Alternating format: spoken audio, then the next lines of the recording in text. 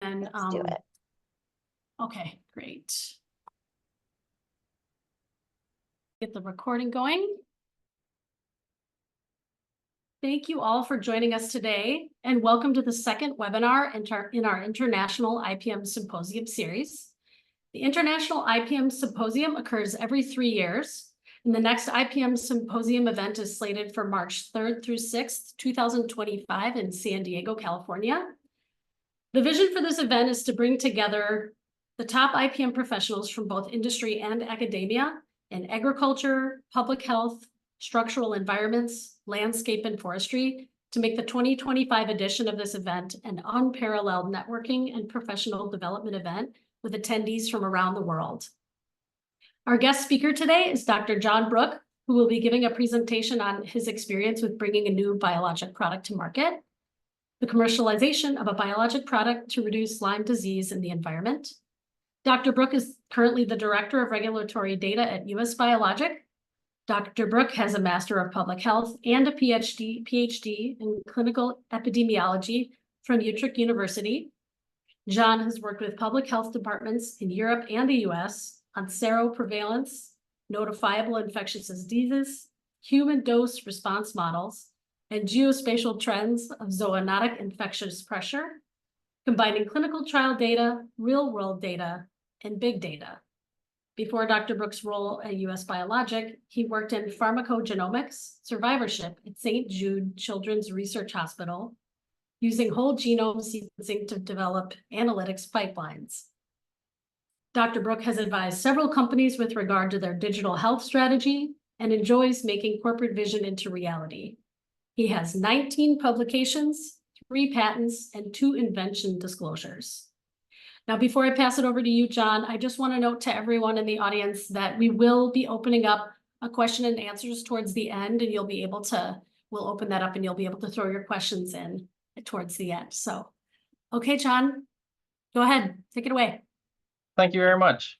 Good afternoon, everyone. I'm going to be talking to you today a bit about the work I'm doing now and how it kind of integrates with integrated pest management, as well as the sort of One Health perspective. So the topic is the commercialization of a biologic product targeting Lyme disease. And I have a disclosure, I'm employed by US Biologic, and our company, give me a background on myself. We kind of touched on this already, but I have a background in clinical epidemiology and public health. So really from the human side, my interests are in real-world evidence synthesis and artificial intelligence. And in previous companies, I've identified data which we can then leverage, and in a previous company created a horizontal center of excellence where we could support the different groups within the company. However, now I'm at US Biologic and I'm doing the regulatory and the government liaison. I also do all the biostatistics for the R&D and the data management. I also do IT, public health, HR, process management, record management, quality assurance, et cetera, et cetera. So what is US Biologic? US Biologic is a biotech company in Memphis, Tennessee. We have a proprietary oral vaccine platform, and we just launched our first product. It's an oral mouse Lyme disease vaccine. We also have a robust R&D pipeline for new products, and we're focused on a One Health approach to improving health by increasing the health of the environment. So that aligns quite well with integrated pest management. So this is our product. We have a oral Lyme vaccine, which we distribute in a controlled distribution platform to wild mice. We increase the health of these mice so that they can fight off Lyme disease bacteria, which is given to them by ticks. And then the ticks themselves become infected by feeding on mice who have already been infected previously. So we're trying to look at the ecosystem and trying to reduce Lyme disease in the environment. And then the sort of long-term goal is if we can reduce Lyme disease in the environment, there will be less risk of Lyme disease being contracted by animals, including also humans. We are also animals. And by doing so, we can actually have a product that targets Lyme disease, because until now, everything with the acaricides and other approaches has had limited effects. So what I would like to do is talk about how we got here, the background of the company, the way we thought about approaching it, and then I've heard that this is primarily, or in the past, has been a lot of academics who have been involved. So I want to talk about the product, obviously, and our expertise and the research and the discoveries, but then at the same time also kind of give insight into what it takes to go from, let's say, that publication toward getting a product on the market. And there's a lot of work that goes into that. So what is our Auris Bio platform? We have a substrate, which we then can use, which the mice then, for example, will feed on in the environment. It's non-nutritional, so we're not increasing the mice populations. It's essentially baked air into a pellet.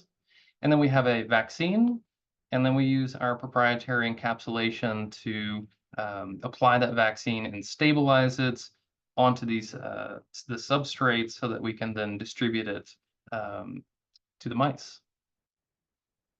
So the platform itself, our initial product is focused on Lyme disease, but it's also can be tailored, the substrate. It's versatile, modular, and we can target specific parts of the digestive system to elicit that immune response. And for different animals, we have different strategies with our encapsulation technology. So with the vaccine, we can do live or inactivated. It's microbiome friendly. It can also be multivalent, and we also can include adjuvants. Our encapsulation technology is FDA GRAS, which means it's generally regarded as safe ingredients. The encapsulation technology also makes it thermostable. So it's good from -80 to, let's say, 50 Celsius. It can go across all ranges pretty much. It also has an enteric protection, so we use the immune surveillance and the GI tract to elicit systemic as well as mucosal immunity. And then we can also include active ingredients in addition to just proteins. So this is our vision. We have here first on the left the mice, the pests, which we're not trying to kill, we're trying to improve the health of. We use our pellets with our proprietary coating formulation, but we also can use it, for example, for poultry, where we can include it in the water as a powder formulation. We can also target cattle, for example, or multi-stomach species, and using existing feed that they use, we can make sure that the encapsulation passes all of the stomachs and gets to past the stomachs, where it can then be presented to the immune system in the GI tract. And then also theoretically down the road, we can also, whoa, where did my presentation go? Well, that's not very handy. All right, I hope everyone can see it again. I'm just going to keep going, assuming you can. I can see it. So yeah, so we can also make gummies, for example, with an amalgam formulation, and that could theoretically be used also for humans, targeting their GI tract and their immunosurveillance there. So that's kind of our background. You can see that also it's quite wide.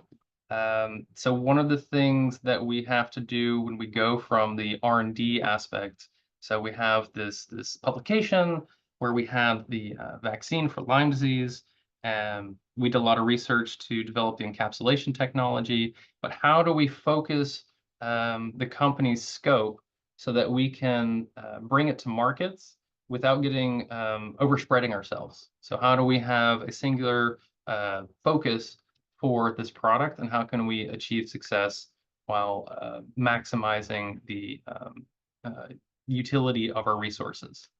So one way to do that is first you have the sort of ideation, where you start defining what you want to do, what you want to achieve. Once you have this idea, once you have this research, this vaccine, for example. So how do we get it from the R&D space into the wild, so our target area. So we've taken our proprietary encapsulation technology, and then what we've done is to focus on what we want to be the experts in, what our expertise will be. So we also have an R&D department, but when we do the manufacturing, it's all about efficiencies.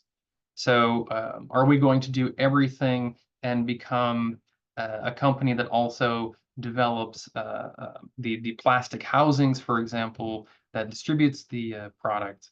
Are we going to also be the company that also does all of the fermentation to create that vaccine? So what you can do is you can have contract manufacturing organizations where they are specialized in doing specific things.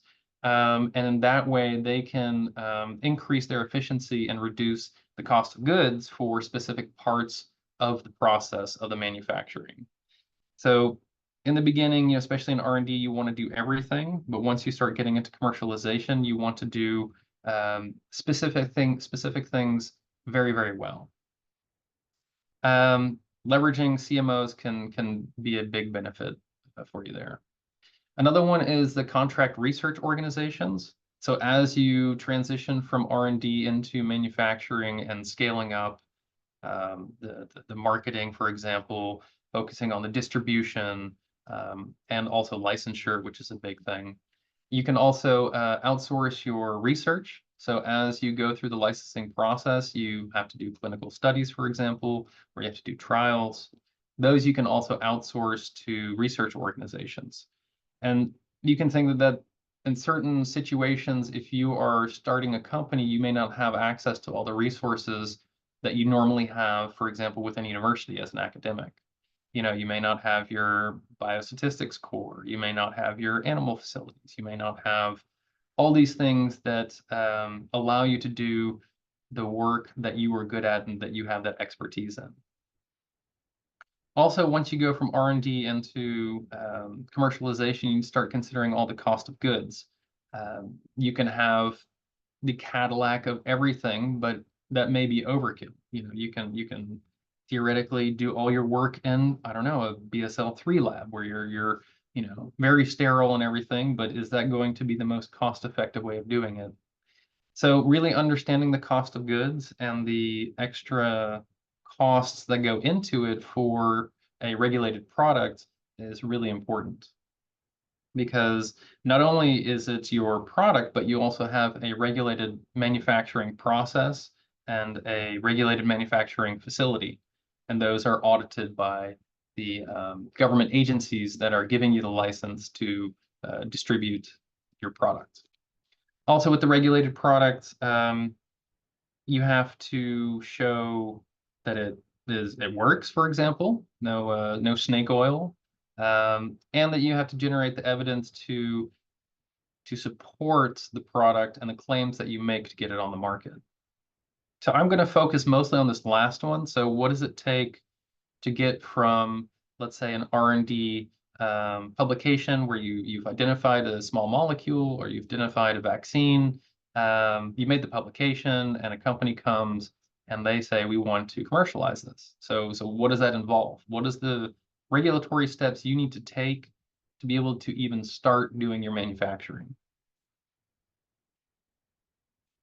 So one of the places you could go, for example, for a vaccine for animals is the FDA, because they cover the medicated feed. The FDA is a very large organization, and they have a very high quality of standard and are familiar with more medicated feeds for animals that's not necessarily like a vaccine. So in kind of our exploration, when we were trying to find the best approach to getting our product on the market, initially it was with the FDA. They recognized that it was not actually a medicated feed because what we're doing is non-nutritional pellets essentially to deliver the vaccine. We're not trying to feed the mice and increase mouse populations. Let's just say that there's limits to the values of One Health and increasing the health of the environments. You don't need to start feeding them and supporting wildlife and animals. So the next thing is pest management often falls in the Environmental Protection Agency. So that was one of our considerations as well. Looking at the EPA, though, they are focused very much on the toxicology and effectiveness of this small molecule or vaccine, well, not vaccine, but small molecule within the target species. So, for example, ticks have the Lyme disease causing bacteria. But what we're trying to do is not target the ticks per se, but what we're trying to do is target the mice and vaccinate the mice and protect them against the ticks. So if we were to try to provide our vaccine to the ticks, it wouldn't be biologically comparable to what we're trying to achieve. So for that reason, the EPA was also not the best regulatory agency. So then we came to the USDA as also an option. They focus on animal vaccines. So it seemed like a very good fit.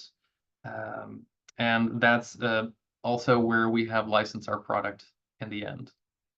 For the USDA, they want to make sure, as well as all regulatory agencies, that the product that you have, that it's pure, that's not contaminated, for example, that it's safe, that it's potent, and then it's effective. That's sort of their mantra and the perspective of the regulatory bodies. How can they control and ensure that the products on the market are going to not cause unintended consequences or side effects, etc. So as you start working with your regulatory body, you're assigned a reviewer. There are reviewers that deal with the licensing, for example. There's also reviewers that deal with the site inspections that go for your manufacturing facility, which is also licensed. And then you also have a reviewer that's assigned to you for the compliance aspect, just to make sure that you are doing everything and that they are doing their due diligence to keep an eye on all your activities. One small thing that you need to know when you're going into this is that reviewers also rotate out every couple of years. So if you're going through a process and you've come to an understanding, you've built this relationship with the reviewer, you can communicate well, that may not be the case forever, so to say. So you use official communications to kind of document progress in your application.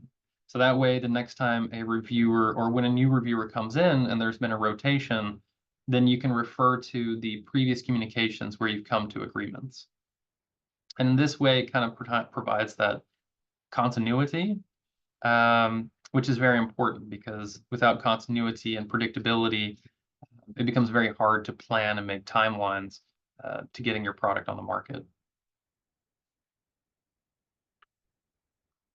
So coming from human health, this is how we've been looking at our regulatory process. The goal is indeed to show them that it's effective, it's pure, et cetera, et cetera. So what we first wanted to do is do an internal dosing study, and this could be comparable in the human health to a phase 1 study. It's often a small trial. It's done internally to identify what is the best dose to use to elicit a certain response. Because if you do it too low, for example, you won't get the response you're looking for. And in the vaccinology and immunology, if you do it too high, you can actually have an adverse response where people become kind of sensitized to it. You can think of, as a bee pollen to try to get people over their allergies. If your body sees a very high dose, then it may think that is something that is to be tolerated. So there is sort of a sweet spot where you can find a dose and a response. So you do a dose study, and then you can find out at which dose you can optimize the response. And this goes not only to the science primarily and first off, but also it propagates through the entire process of the company to get this on the market. Because you can imagine if you have to do, let's say, 1 unit, that may be cost effective, but if you have to do 1,000 units, it may start to increase the price and not make it as viable as a solution to be commercialized. So once you have, let's say, an optimal dose or an optimal dose range to get the response that you want, then you start working on your pivotal efficacy studies. And in this is a regulated study. So while the first one, we're trying to determine what the optimal dose is internally, that can be seen as more a bit of a R&D. The pivotal efficacy study is something that is regulated by the government agencies. So you'll first need to submit a protocol. Then you may not have that kind of internal expertise in your organization, especially with regard to the biostatistics, doing power calculations, but also toward your animal facilities and making sure that you can do it in such a way that it's documented and performed in a licensed facility. So once you have your efficacy study, you've given your small molecule or your vaccine, your product to the target animals, and you've been able to show that it's effective using negative control. Then you go on to the field safety studies. So once you have your effective dose, then you can also figure out, is it safe? And, obviously at each one of these phases, phase one, the internal dosing study, maybe it's not cost effective, so you're going to put it on the shelf for a while, but if it passes and it looks promising, you go to the efficacy study. If it's effective and that looks good, then you go on to the safety study, and, you want to make sure that there are no complications with any organs or, other aspects. And if you can show safety, then you can submit that to your regulatory body because you've been able to show that it is effective, that it is safe, and it should be approved for licensing for distribution. After you have received your license, though, you still continue to do sort of post-market surveillance where you monitor any sort of, adverse events, any complications, any issues with the product itself. For example, you need to make sure that there's no contamination, that the potency is still there. And if there are any issues, then you go back and you review your process, do internal research to figure out how you can improve your product and make sure that the product you deliver is consistent in its in all the aspects that you need to control for your product. So once you've been able to submit that and once you have gotten your license, that is essentially the first real big milestone. Then it becomes all about how you manufacture it. And so similar to the internal dosing study, what you do is you do an internal product process documentation. You have to document everything in the entire manufacturing process because what you submit to your regulatory agency will not only be the data supporting your product, but you also will submit an outline of production, which is a legally defensible document laying out what you're going to do. And by legally defensible, what they mean by that is that when they come to inspect or when they come to double check your work to make sure that you have that quality that's needed, you have to show them the evidence that it's there. So if we say we document where the raw ingredients come from, in which batch it goes into, and to which customers each batch has been sent to, we have to document that. So you have a chain of custody documenting, who received all the raw ingredients. You do a check on them. So you have a quality control checks when they come in. Then you have to document the whole manufacturing process, including all of the possible settings of the manufacturing process. And you have to retain those for each of those batches until after the batch has been completely distributed or expired and for a designated time after that. Also, after the expiration, you also need to do testing on these batches. You have to do at least 3, and otherwise 5% of all the batches that you do manufacture in a year. You also have to do your testing on that to make sure that it's still retaining the level of quality that you have said that you were going to generate. So once you have documented the entire process and you found efficiencies through repeating it several times, you feel comfortable that your manufacturing process has reached a certain level of consistency and quality, then you do your manufacturing for the pre-licensing cereals together with your evidence to get the license for the product. Pre-licensing cereals are actually also part of that licensing process. These PLSs are the first runs that you feel comfortable with that have a certain level of quality and are used to test your manufacturing process. And then compare the testing results to what you've also put into your outline of production to say, these are the tolerances that we want to have for our product. So you can imagine, for example, the amount of protein is going to be between this and this range. You can also imagine that the limits of not contamination, but any sort of contaminants will also have a range. So essentially, the pre-licensing cereals are the baseline for the regulatory agency to test your manufacturing process. Once you have that, then you get your license, and then you start to do your release testing. So even though you've had your pre-licensing cereals tested, you've generated the evidence, your manufacturing facility has been approved, each time you do manufacturing, you're going to have to generate the evidence showing that, it is pure and it is safe and it has the potency that is required to generate the response that you showed in your efficacy study. So this release testing also can incur quite some costs, and it also incurs some time. So once you start performing manufacturing regularly, it's not that you perform manufacturing on one day and then are able to ship out on the next day. Often this release testing will take a couple of weeks. Then you have to send the results into the regulatory agency, and they have a period during which they can say, we want to put a hold on releasing this batch of your product until we've had time to test it more in depth.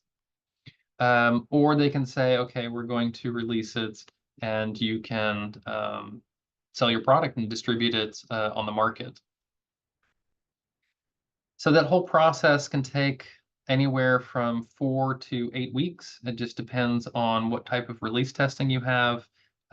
You also have to generate a quality assurance report.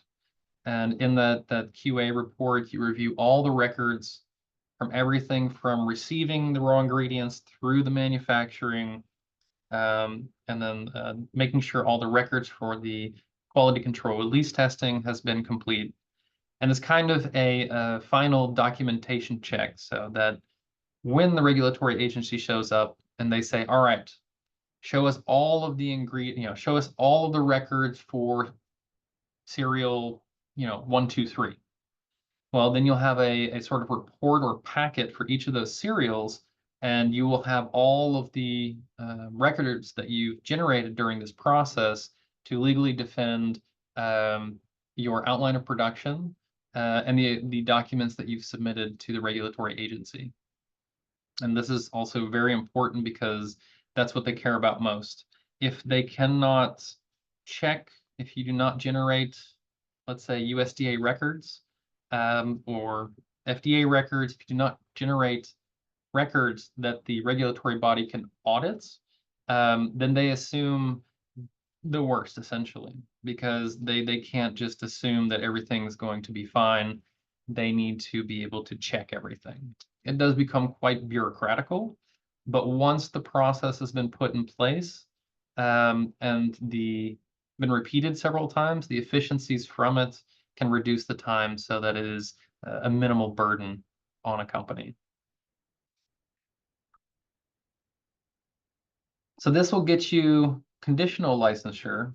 And what they mean by conditional licensure is when you have a new product, you may not have fully developed a potency assay that is of the level of detail that they would require to determine how much of your vaccine is, or vaccine or small molecule is actually in your product. So then they give you 12 months to do a potency validation. And this is a rather in-depth process. There are approximately 10 reports or submissions, including protocols, and then the final report. For each one of these, you have to do a protocol development and then submit it for approval. They do the stats on it and those kind of things. And then you can then perform the testing in your lab. What they do recommend, though, is that you outsource this with a CRO just because of the amount of work. Not only do you have to do specificity and sensitivity for your test and your AUC ROC curve to kind of determine that it has the required sensitivity and specificity they need to identify whether the product is of sufficient quality. But you also have to show the limit of detection and the limit of quantification. So you know that there is, with each assay, there's going to be some sort of threshold below which you can't test anything. But you have to show that. You have to test that, and then you have to test it across all the different variables that are part of that assay. So you need to find, let's say, the minimum and maximum temperatures for certain tests. And you also need to be able to quantify how much is in there. So not just detect it, which is one test, but also to quantify the amount of your product in the batches and cereals that you released. So this means that you're going to have a wide range and many experiments, because you're going to have to test out all these different ranges. And then also do it for each of the other combinations within your potency validation. Another thing they're really interested in is that signal to noise balance. So that sort of ratio, how dirty your samples are, for example. Can you just take a sample, or do you have to concentrate it or refine it in any way before you do your testing? And they're also interested in many other things: accuracy, precision, discrimination. Can you distinguish between different things? For example, if your protein needs to be denatured, or if it's folded, is there ways that you can sort of discriminate between the different isoforms, let's say, of the different molecules? And also the ruggedness. So, can how rugged is your test? So you have to do the test on different days by different individuals, in different temperature settings, different labs, ideally, different equipments. What is the variability in this test? Is it only one person who can do it in one lab on one equipment? It's not a very rugged test. And what they really want to see is that they can reproduce it on their side at the regulatory agency itself. So this is a lot of work. So once you get your license, the process still continues. And even after you get full licensure, you're still going to be audited. Your records are going to be audited annually. You're going to have site inspections of your manufacturing facility annually. And at the same time, you also want to further improve efficiencies of the product and the manufacturing process. Making those kinds of changes often requires starting over in the whole process. You may have to do an efficacy study again, especially if it is a major change to your outliner production. You'll have to redo a safety study as well. So making changes to the process is not necessarily a quick turnaround. So many of these things, it's much better to plan out in advance and to do a lot of research on the front end. So to have the sort of best final solution or as close to it as you can be. This kind of research is not the same as, let's say, sort of fundamental or basic research where you are trying to discover new things. This is more, let's say, research where you are trying to prove that certain tests and assays are functioning with a certain way, and can really, yeah, it is. I don't want to say it's tedious, but it's not as exciting as basic research and fundamental research. So that's kind of what I wanted to talk to you at a really high level. I did not want to go into too many details. If you're interested in learning more about, for example, efficacy study or safety study, or other aspects of the regulatory process, there are lots of documents. You have the federal codes, the requirements that you are held to, but those are, let's say, milestones on a long path. Or, if you're doing a hiking trail, they are not every step, they are, every couple of miles. So in between that, they have also guidance documents, and those guidance documents kind of fill in the path and kind of provide you a route to get to being compliant. But at the same time, that'll only also probably get you 80% of the way there, 85% of the way there, maybe. And that's where working with your reviewer is really going to come in handy, because they are the ones in the end who decide. And if you can understand what they want to achieve or what they want you to achieve, it makes it a lot easier to be able to propose things to them.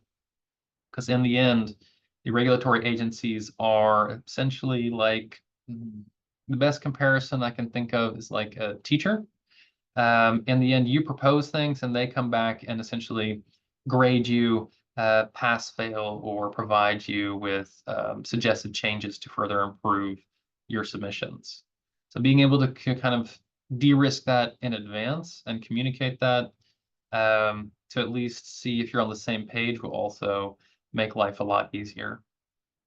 So we wanted to open it up for questions, but I would say do not hesitate to reach out, contact me if you're interested in networking, collaboration, research, or discussing your own research. And yeah, I'm interested in all aspects of One Health, human health, animal health, and environmental health. And I think that's also where integrated pest management is headed, especially with a lot of the push by the EPA to restrict some pesticides and insecticides and get towards maybe newer iterations and new generations of some of those products.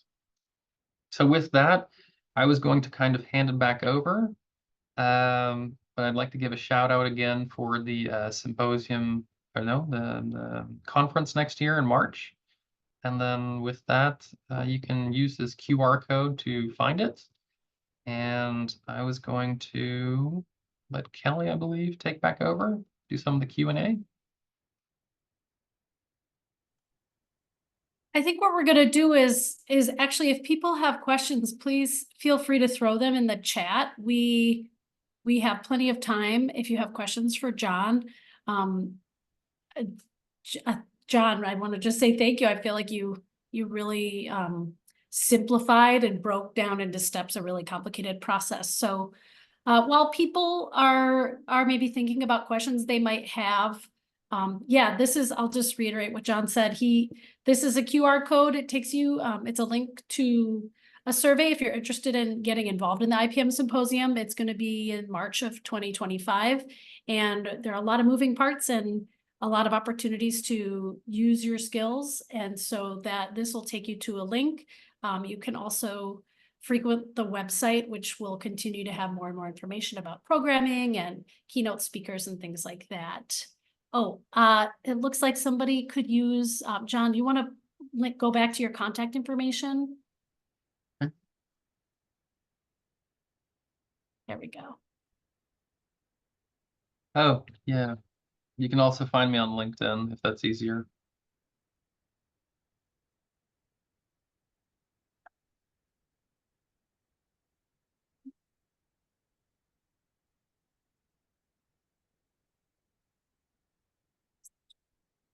Just wanting to give people, yeah.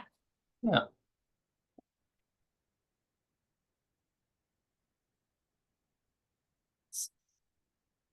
There we go. Do you want me to read this for you, John?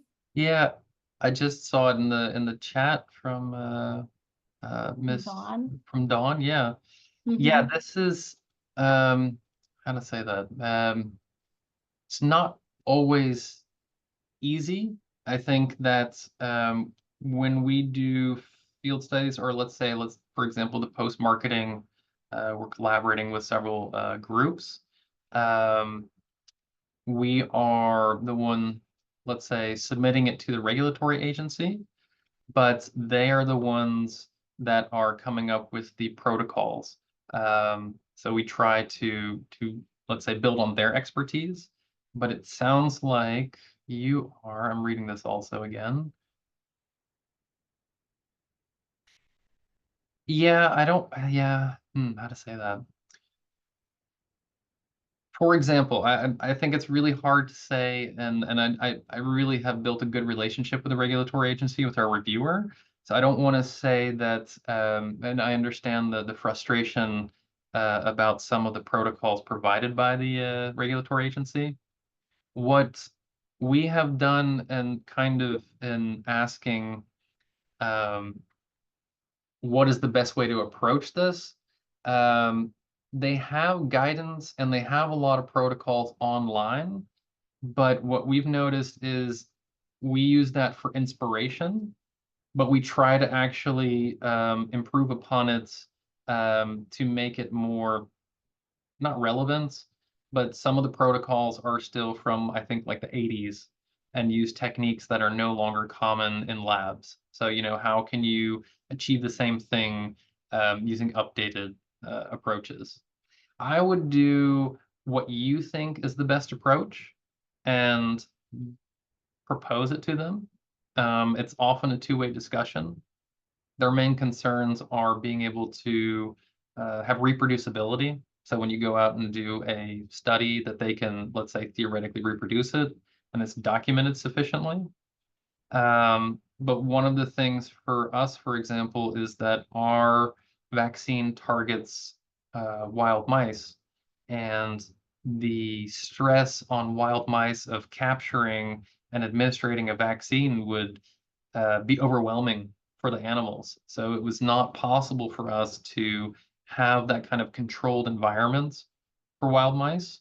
So we were able to discuss with them that we could use lab mice, which was more appropriate. So I don't know if that helps, but I know that frustration of reading protocols and documents and going, this doesn't even make sense.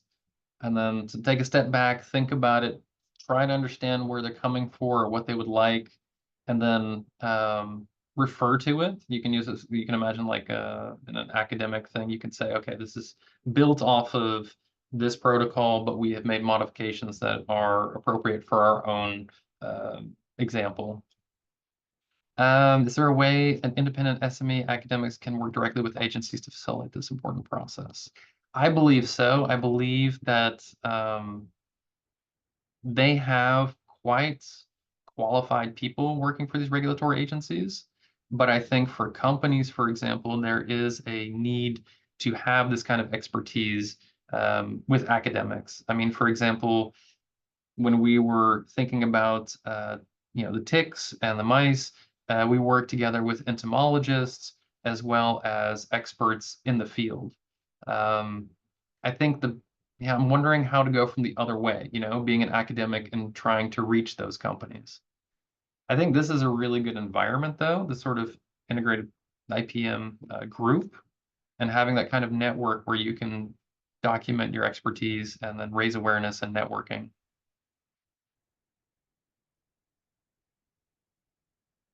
I see Miss Cora, Miss Cora. I'm Cesarina.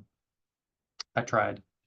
So EPA offer a pre-submission consultation step for preliminary review of the partial package and provide guidance at the beginning of the process so that they are aware of the data requirements for their specific case and can address the gaps. So that's how we do it. We did it at least with the USDA. You have it not only with your reviewer, a sort of preliminary review where you can propose stuff, but at the same time also for our manufacturing facility, creating a manufacturing facility and trying to figure out how you're going to manufacture it, but at the same time, how you're going to manufacture it, but also have the regulatory agency have the oversight and documentation. So we had a sort of pre-licensing inspection, and they come more to help. So I think that there is that. You can request sort of a pre-application meeting, but they're not going to help, how to say that, they're not going to give you the answer necessarily. So when you do go into that meeting, I would propose what you think is the best approach. So that's generally been the most successful way that we've interacted with our reviewers. Is, let's say we have a problem, we think about it, we come up with an idea, and then we will ask to kind of have a brainstorming, kind of, how to say this, a discussion where no agreements or hard agreements are made, but in which we can speak freely. And then after that, we do the formal application or formal submission. So in that way, it allows them to kind of speak freely, but at the same time, they are not held to account for anything they have said. Because then they have to go back, review all the regulations, make sure everything, all the T's are crossed and all the I's are dotted. So things will come up. But I think it's really good if you can kind of have that high-level aspect or over an understanding of what they're trying to do. Yeah, I know that we're focused primarily on the US. We're also going to be expanding in the coming years also to Europe, probably also, hopefully Canada. But I know that there's going to be subtleties and differences in different countries. But again, it's kind of the idea of, for me, let's say the understanding of what they're trying to achieve is easier coming from a human health and clinical research background, because I can understand what they're trying to achieve and having the statistical background. But it is not, I'd say it's not a 1, 2, 3 process. And there are no hard, I mean, there are obviously some hard requirements, but the way you approach it can be done differently. For example, we could have theoretically gone through the FDA. We could have theoretically gone through the EPA, could have theoretically gone through the USDA, and we kind of weighed off those different considerations, the different regulatory burden, and then also discussed with them and kind of had that preliminary discussion to see, like, what would you require for us to show efficacy, safety, purity, et cetera. And for that, the USDA was our best pathway. Don't hesitate to reach out, I would say, if you have questions or just want to talk. I'm not saying I can give you the exact answer, but I can at least help you kind of brainstorm and think of a pathway forward.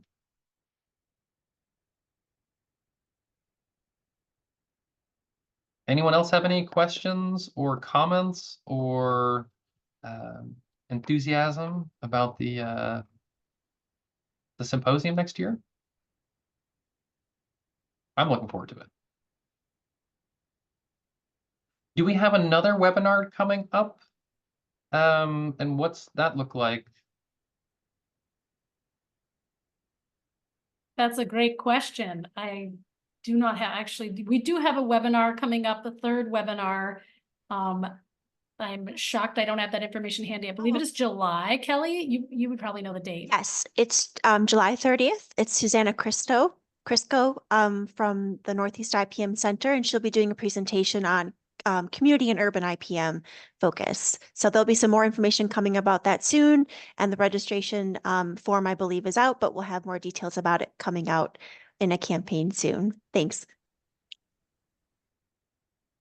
Who wants to close Thanks, us out? Kelly. Yeah, I can do that. Well, thank you again, John. This was really, really enlightening and really interesting. A topic I didn't really know anything about, so this was great. And thank you everyone who were able to join us. This webinar is being recorded and that will be sent out. You should all be receiving that via email. And then again, we'll send out a link to the survey. Please feel free to visit our website for the symposium. The event will be all sorts of great conversations just like this. So hopefully you'll be able to join us. And again, thank you so much and have a great day. Thank you all. Thank you, John.